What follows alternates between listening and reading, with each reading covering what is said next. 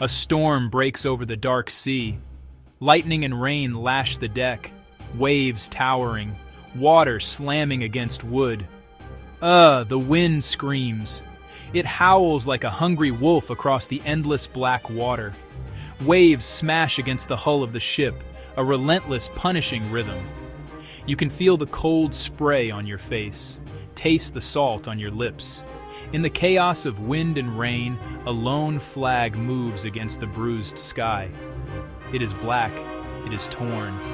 A skull and crossbones stare out from the fabric, a silent promise of violence. This flag makes sailors shiver. It drains the blood from their faces. It is a symbol of a world without mercy, where the only law is the law of the cannon and the cutlass. The cannon, the cutlass. Who raises such a flag? Who are the men who sail beneath it, their faces hardened by sun and sea? They are the outcasts. They are the desperate. They are the defiant. They are pirates. They live where the reach of kings and empires is thin. Forgotten islands, hidden coves, where the sea eats secrets and buries the dead without a marker. Their story is not a romantic tale of adventure. It is loud. It is cruel. A story written in blood and gunpowder. The story of pirates did not begin with eye patches and wooden legs in the sunny Caribbean. It is far older, rooted in the earliest days of maritime trade. The first sea raiders sailed in the ancient world long before cannons and great sailing ships.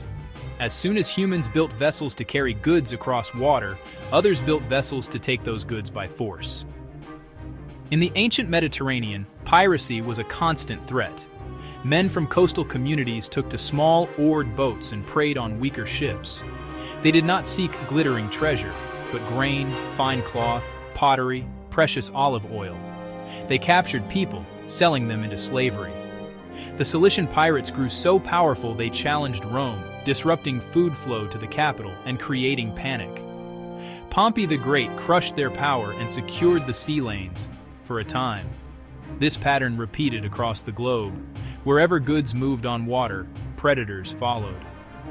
Along the coasts of Asia, the South China Sea, the Strait of Malacca, sea raiders operated with impunity for centuries.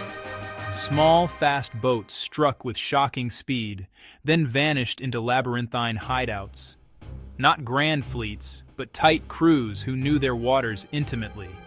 Part of the seascape's natural dangers. With crude navigation and vast, unpoliced oceans, a storm-disabled ship became easy prey. For the poor ashore, piracy could become a trade, a way of life, and survival. The era that forged our image of the pirate is the Golden Age, roughly 1650 to 1730.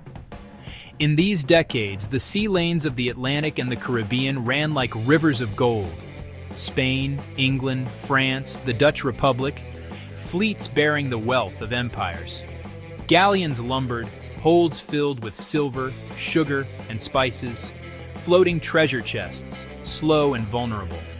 An immense concentration of wealth created irresistible opportunity. The Caribbean was a playground of islands, cays, and hidden bays, a maze that favored the hunter over distant authority.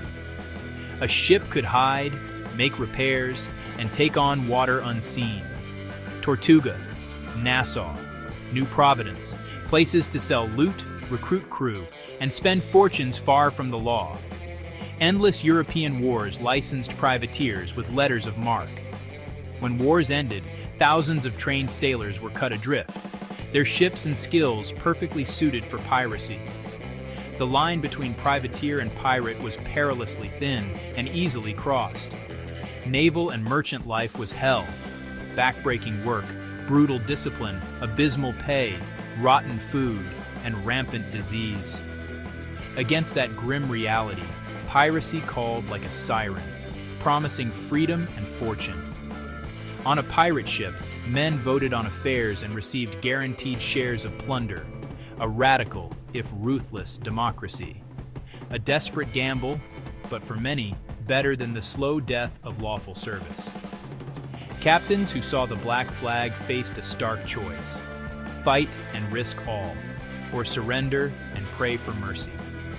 This is the world of the pirate. Stark choices and brutal realities. A life on the edge where any sunrise could be the last. Pirates understood that their greatest weapon was not the cannon, but fear itself. They cultivated a terrifying image to force surrender. Battle was costly. Ammunition, damage, wounds, death. Black banners with skulls, skeletons, bleeding hearts, hourglasses, symbols that promised doom.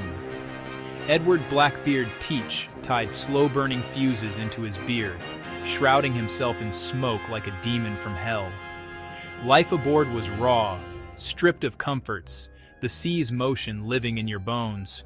Cramped sleep, blistered skin, weevil-riddled hardtack, leather-tough meat, water gone foul, scurvy rotted gums, dropped teeth, reopened wounds. Yet order existed. Articles of agreement governed discipline and, above all, the division of plunder. Shares for captain, quartermaster, gunner, and every sailor, compensation for lost limbs and eyes. A fierce democracy, yet swift, cruel punishments for those who broke the code.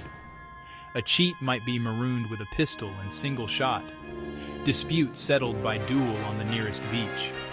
Battles were intimate terror. Cannon blasts, musket balls, flashing steel. The average pirate life was brutally short. Few grew old. Many ended on a rope or bleeding on shattered planks. Pirates stole rum and cloth, but aimed for the jugular of imperial trade. They struck at Spain's treasure fleets, hauling mountains of silver from the New World. In 1695, Henry Every captured the Ganj-e-Sawai, the loot worth hundreds of thousands of pounds, wealth overnight. Losses sent shockwaves through global trade. Merchants in London, Amsterdam, and Seville factored piracy into every voyage. Insurance skyrocketed. Companies hired escorts or armed their own hulls. Profits bled away. Goods slowed. Sugar, tobacco, and silver arrived late. Prices swung and markets shook.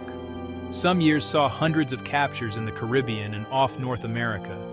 Beyond stolen cargo, supply chains buckled and tax revenues dried. Pirates threatened the mercantile system itself. A few thousand outlaws in rickety ships exposed imperial weakness, creating no-go zones and public humiliation. Stung by losses and embarrassment, the empires finally acted.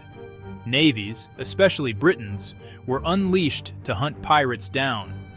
Faster, more heavily armed ships chased the nimble sloops and schooners. The hunters became the hunted. The key was closing havens.